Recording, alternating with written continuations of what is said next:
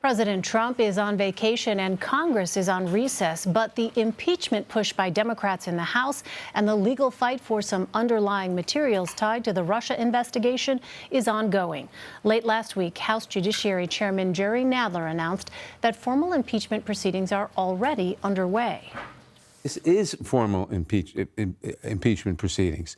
We are investigating all the evidence, we're gathering the evidence, and we will, at the conclusion of this, hopefully by the end of the year, vote articles of impeachment to the House floor, or we won't. That's a decision that we'll have to make. But that's exactly the process we're in right now. This comes as the tally of House Democrats who say they support impeachment proceedings stands at 119. That is more than half of the Democratic caucus. Darren Samuelsohn joins me now from Arlington, Virginia. He is a senior White House reporter for Politico. Darren, thank you so much for being with us. Do we have any sense of what Chairman Nadler meant? Is the Congress officially in the middle of an impeachment process, or was this a legal term? Yeah, I don't think we should get too lost in the legal jargon here that's going on. Basically, Congress is investigating whether to impeach President Donald Trump. That means that they are in the midst of an impeachment inquiry, I think, for any layman following the process. Legally, they are making that case in legal documents that they are filing in the federal district court in Washington, D.C., as they pursue both Robert Mueller's grand jury documentation, a lot of very important materials that they say could go a long way for them to understand the Russia investigation. And then also, as they pursue compliance with a subpoena against White House former counsel Don McGahn, a hearing that if the Democrats were able to achieve and bring Don McGahn before the committee, answering questions in a forthright way without any objections from executive privilege or other attorney-client privilege or anything else like that, the Democrats would envision to be their John Dean moment, if we think back to the way that the Nixon White House counsel played a role in the Watergate proceedings. Well, Democrats do not seem to be speaking with one voice on this issue of impeachment. Is that helping the White House? And if so, how? Democrats rarely speak in one voice on any topic. So, good point. Point taken, Darren. On impeachment, I would say that there's definitely different messages going out to different constituencies. And here, for the Democratic base, as they went back for their August recess, for the pro-impeachment Democrats, it provides something that they can say to keep them enthused, to keep them going after and trying to drum up other members of Congress. As you pointed out, that number has been slowly, incrementally growing. It's up to about 120, 121, 122, depending on how you count what people have said on the impeachment question. If they can get that number to continue to grow, and I would imagine that it will over the coming weeks, it will be, something that they can come back when they return in September and show Nancy Pelosi and say, look, we are getting closer to a position where if you did want to bring this up on the House floor and formally announce that we are having impeachment proceedings, the Democrats would probably be able to pass that kind of a vote. It's not an actual vote on the articles of impeachment. That would probably move through the House Judiciary Committee first. And I think the Democrats would be putting together a number of different articles of impeachment if we got to that point, maybe not just on the Russia investigation, but on other possible topics too. So I think that's kind of the messaging right now. It does put everyone from Republicans who have announced their retirement to moderate Democrats who haven't come forward on impeachment. They are getting these questions at town halls back home. There's a lot of activists that have been showing up at these town halls, making it clear that they would like the Democrats and the Republicans to talk about impeachment, to address the topic. Clearly, a lot of other things probably on these lawmakers' minds as they're back at home talking to their constituents over this recess.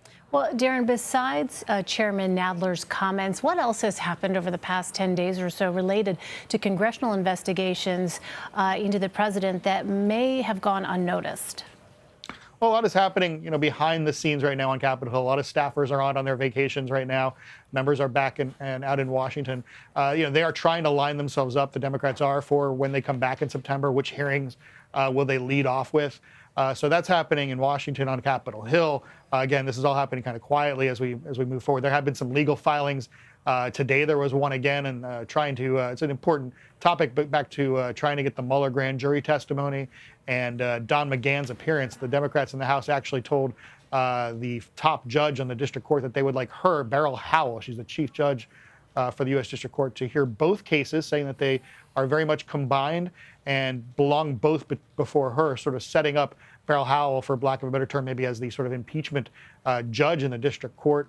We're going to get a response from the Justice Department tomorrow whether or not it agrees that those two different lawsuits belong before the same judge. There's been some other action in the district court. We had a couple of Freedom of Information Act cases just to get to the underlying Robert Mueller report. There was one last Monday before Judge Reggie Walton where he indicated potentially an interest in opening up the whole Robert Mueller report to a Freedom of Information Act request that's in litigation with the Justice Department, signaling that he is at least inclined to potentially do a review of the Mueller report behind closed doors to see whether the exemptions from that law, which does side toward openness, whether or not the Justice Department was forthcoming enough as it made sort of those blacked out bars in the Mueller report, 1,000 of them or so, redactions that we've obviously never gotten to see.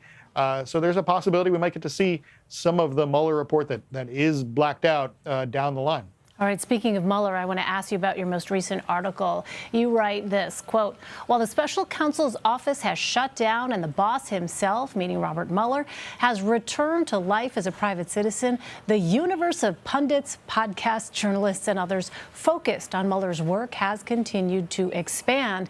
You call it the Mueller media complex and say it thrives despite the former special counsel's admonition that all the answers are contained in the report. All right, while I feel very meta asking you this, let me ask you anyway, Darren, why do you think that intrigue regarding the Mueller report in the media continues to grow? Well, I went and looked across a wide variety of medium from the podcasts that I talked about. More than a dozen have sprung up that have been have their roots, I guess you could say, in the 2016 presidential election that are doing phenomenal with hundreds of thousands of people clicking and linking in and wanting to watch those or listen to those, excuse me, to books and potentially, Hollywood movies coming out down the line. I reported in my story that there's a James Comey documentary series or mini series based off of his book Higher Loyalty that we're expecting some news on here in the coming weeks. Report as well that Bob Woodward himself is working on his own book looking into Robert Mueller's issues and the ins and outs of that as it relates to the final 2 years of Trump's presidency. A lot of these scandals, I mean, you can just think about what Bob Woodward himself made a career off of Watergate over the last 40 plus years. These scandals do have long tails, and we're seeing popularity on the Bill Clinton impeachment proceedings from 1999 here 20 years later. I think that in some respects we're going to be talking about, and the media, the books, the world at large will be talking about what happened in 2016, 17, 18, and 19, for some time to come. Yeah, absolutely. All right, Darren Samuelsohn for us. Darren, thanks very much for joining us. Thanks for having me.